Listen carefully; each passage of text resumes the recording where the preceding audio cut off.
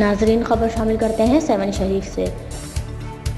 وزیر اعلیٰ سندھ کے آبائی شہر بھان سعید آباد میں ایک غریب عورت مجبور بے بس ہو کر فرزانہ رند زوجہ رضا محمد رند پسند رند کی بیٹی گاؤں نواب خان رند کے قریب جھنگارہ نزدیک 7 شریف کی رہائشی خزیر زمین پہ قبضہ کرنے والے ریونیو کے سپروائزر رئیس امداد رند اور ان کے بھائیوں ممتاز رند، شفیق رند، رفیق رند کے خلاف اور اس ایورز فرزانہ کے شوہر کو 7 شریف عدالت کے سامنے سے 6 تاریخ کو اغوا کیا گیا تھا، جس کی ابھی تک 7 شریف پولیس نے کوئی بھی مدد نہیں کی۔ وہ عورت در در پہ ٹھوکریں کھا کر آج بھان سعید آباد میں اپنے چھوٹے بچوں کو ساتھ لے کر اپنے دکھوں کی داستان کا مظاہرہ کر کے سراپا احتجاج بن گئی۔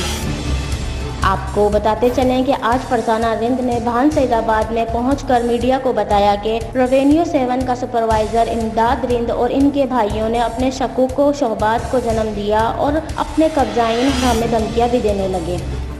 اس موقع پر خاتون فرزانہ نے صحافیوں کے سامنے کہا کہ 3 دن پہلے 7 شریف کی عدالت کے سامنے 6 اکتوبر 2020 کو میرے شوہر کو گاڑی میں اغوا کر کے لے گئے تھے، لیکن عدالت کے باہر کسی نے میری مدد نہیں کی۔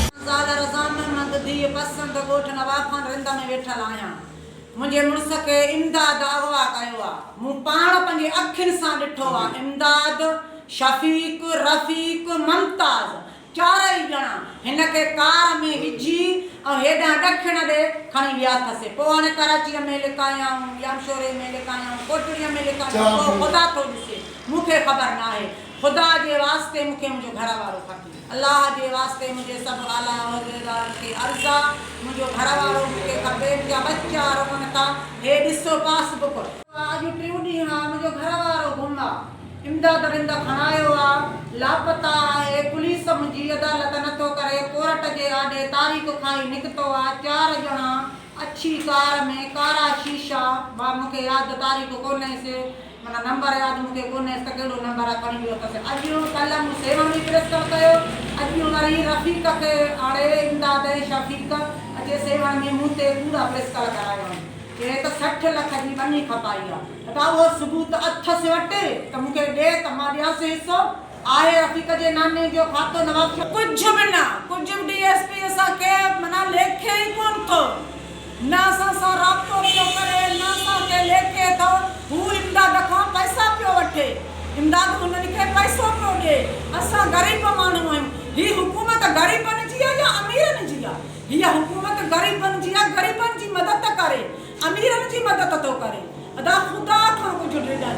سب عہدیدار اعلیٰ آفیسر منجھے خدا کے منجھے قرآن جے محاکمے مکھے مجھو گھر وارو واپس کر ڈیئن، مجھو مطلب کچھ بھی کونے، مکھے مجھو مرس کھپے، S P D S P ملے کچھ کون کا کرے۔ ماں سبحان 7 شریف میں پریسکل کرے، ماں روڈ تے ویہی پنجا بچہ وٹی ماں پان کے باہر ڈیندس، انہیں جو زمیندار سجے 7 وارا آفیسر ہوندا ہیں،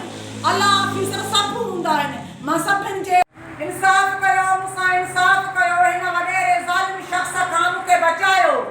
انصاف کیو، مکھے مسا انصاف کیو، ہن وڈیرے شخص ظالم کھان مکھے بچاयो، مکھے کچھ نہ کھپے، مکھے انصاف کھپے، خدا جے واسطے مکھے انصاف کھپے، ہن وڈیرے شخص ظالم کھان امداد کھان۔ مزید مزاح خیز خاتون فرزانہ رند نے executive authority, chief justice of Pakistan, وزیر اعلیٰ سندھ، آئی جی سندھ، ڈی آئی جی Hyderabad, S S P Jamshoro اور ڈی ایس پی 7 سے اپیل کی ہے کہ وہ میرے اغوا شدہ شوہر رضا محمد رند کو ان ظالم کے ظلم سے رہا کریں اور ان کی زیر قبضہ سرزمین رہا کرا کے دیں۔ دیگر مجھ سے انصاف نہیں کیا گیا تو میں انصاف کے لیے اپنے چھوٹے بچوں کو لے کر مین روڈ 7 شریف پر اپنے اور بچوں کے اوپر پیٹرول ڈال کر جلا دوں گی۔